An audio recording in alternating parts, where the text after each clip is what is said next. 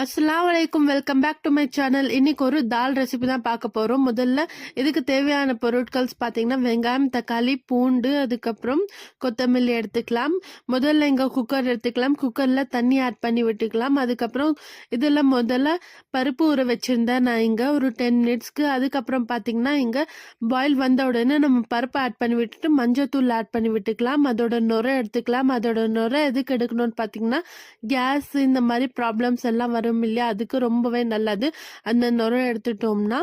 அதுக்கப்புறம் பார்த்தீங்கன்னா நம்ம கட் பண்ணி வச்சிருந்த வெங்காயம், தக்காளி, பூண்டு, அதுக்கப்புறம் கொத்தமல்லி ஆட் பண்ணி விட்டுட்டு நான் இங்கே மிளகாத்தூள் ஆட் பண்ணிட்டேன். அதுக்கப்புறம் மஞ்சத்தூள் நம்ம ஆல்ரெடி ஃபஸ்ட்டு ஆட் பண்ணிட்டோம், அதனால ஆட் பண்ண வேண்டாம். அதுக்கப்புறம் இதில் பார்த்தீங்கன்னா நம்ம இது எல்லாமே ட்ரை ரோஸ்ட் மாதிரி பவுடர் செய்கிறோம். அது ரொம்பவே நல்லாயிருக்கும் தாலுக்கு, அதுக்கப்புறம் புளி குழம்புக்கு எல்லாமே ஆட் பண்ணிக்கலாம். ரொம்பவே நல்லாயிருக்கும்.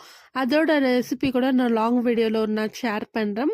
அதுக்கப்புறம் நான் லௌக்கி தான் எடுத்திருக்கேன் இங்கே தாலில் ஆட் பண்ணுறதுக்கு பருப்பு குழம்புல.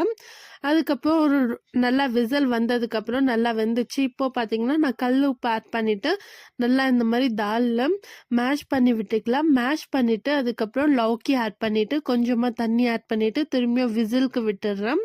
ஒரு 1 விசில் வந்ததுக்கப்புறம் போதும், இறக்கி விட்டுட்டு இப்போ தாளிக்கிறதுக்காக நான் இங்கே காஞ்ச மிளகாய் 2 எடுத்திருக்கேன். அதுக்கப்புறம் ஜீரகம் 1 ஸ்பூன், கடுகு 1 ஸ்பூன் எடுத்திருக்கேன், கருவேப்பிலை ஒரு கை அளவு எடுத்திருக்கேன்.